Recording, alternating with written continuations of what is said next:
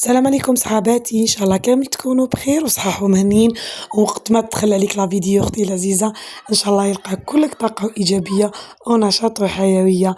مرحبا بكم في قناة شانو هما، نتمنى تدعموني وتبارطاجيو لا فيديو تشتركي أهم حاجة في القناة. وقبل ما تبداي أختي العزيزة أبوني في القناة، ديري اشتراك، ومرحبا بك معنا في القناة اللي دير روتينات، دير أطباق، دير حلويات. مرحبا بكم. الوصفة تاعنا اليوم راح تكون خبز التورتيلا.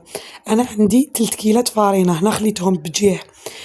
شوفي كل واحد والطريقة تاعو، جربي هذه الطريقة ماكيش راح تندمي عليهم. خليتهم بجيه ومن بعد درت كيلة الأولى تاع الماء دافي، زدت الكيلة الثانية ونزيدو الكيلة الثالثة تاع الماء دافي. هذه مع الأول نخدم معنا هكا، ومن بعد درت مغرف تاع الخميرة غير صغيرة ومغرف تاع السكر غير صغيرة، خلطتهم غرفة صغيرة خلطتهم.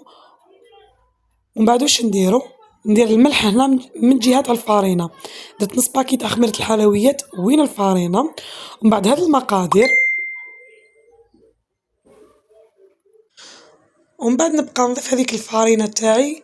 درت نصها مع الأول، لا تقدري ديريها كامل، أنا درت غير نصها حتى شغل تقالي الخليط يتقالي. هذا ما كان خليت شوية ومن بعد هذيك غطيته يخمر، ماشي يخمر هكا يولي كيما البغرير. كملت ضفت هذيك الفارينة نخلطهم كامل.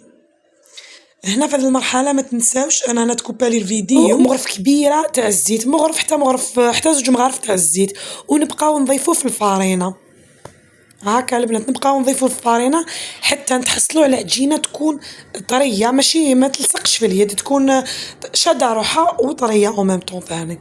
هاي لك تحصلو على هاد العجينة.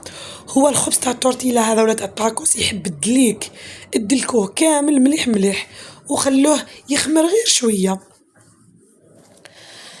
ومن بعد كي يطلع شغل تحسي باللي العجينة ولات هايلة تسقمت روحها وخمر غير شوية، نزيد ندلكو مليح. ومن بعد نجيب سنيوة ندهنها شوية بزيت نقطعو نواسي هكا قرصات صغار ديبول صغار باش ندير الخبيزات التوعي. بهذه الكمية راح تقطع لك كونتيتي كبيرة، وتقدري تانيك حتى تخبيه في الكونجيلاتور الوقت اللي تكوني راح طيبي به تجبديه وتستعمليه عادي. دوك مع الاخر نقول لكم كيفاش تحتفظوا به. شوفوا لاباط تاعي جات منبله، جات هايله، ما عندي ما نقول لكم. يحب الفارينه باش نحلوه. الطاجين تاعي درتو يسخن، درت كونتيتي مليحه تاع لافار نحلو الجهه هذه من بعد الجهه هذه تكون رقيقه، ماشي رقيقه راح تمرقيها حتى لو بلون دو طرافاي تاعك يبان، لا تكون مليحه. حليها دويرات هكا، دويره حلي سورتو الجوانب. ومن بعد هي غير تفتحيها بيدك هكا راح تفتح فاسيلمون، يعني ماشي زعما ترقي. الطاجين تاعك خليه يسخن مليح، من بعد نقصيلو وديريها. لوحي الاخرى تاعك ما تخافيش عادي، سقميها بيان كيما انا هكا. ومن بعد شوفي غير تلوحيها ابدي تقلبي فيها، زيدي تجاني مني قلبيها وانتي تقلبي فيها ماشي طيبيها يعني طيب. هاكو على بالكم خبز التورتيلا ولا تاع الطاكوس هذا كيفاش يطيب شغل بيض. من بعد في البانينوز ولا في الطاجين اللي تبريسي فيه الاخر راح يزيد يديه هذوك الحواف هاكا البنات. والمور لا فيديو هذه راح ندير لكم الطاكوس بنين ومشخشخ ومفرمج. صدقيني وصفة اقتصادية وبنينة، بيان سور ماشي اقتصادية ما فيهاش الدجاج والفرامج، بصح ماشي يعني كيما تاع المحلات، ولكن كي ديريه في الدار راكي راح تستبنيه ويجي بنين. هاكا نقعد نقلب فيها سي بون. هذه نحيها طالع. من بعد واش ديري شي طرشونه، حطيها في طرشونه، وهذيك الطرشونه غميه بها كامل وزيدي دخليها في ساشي تاع الخبز، هذوك ساشيات البيوض هذوك تاع الخبز.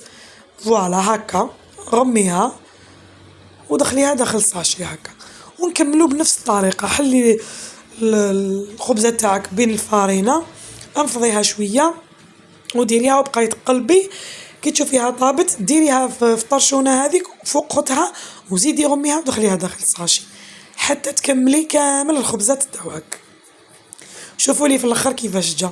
شوفي ما تندميش كامل عليه، ناجح وديريه في ساشي بابي ساشي هاذوك تاع الخبز، وحطيه كيما راهو هاكا وديريه في الكونجيلاتور، الوقت اللي تحبيه تجبديه يقعد هو ما يتكسر ما يتكرفص ما والو، خبز وعليه الكلام، خير ما تروحي تشري ستة ب30,000 ولا ستة ب35,000، ديريه في الدار تحصلي على كونتيتي كبيرة وبالطريقة تاعي هذي.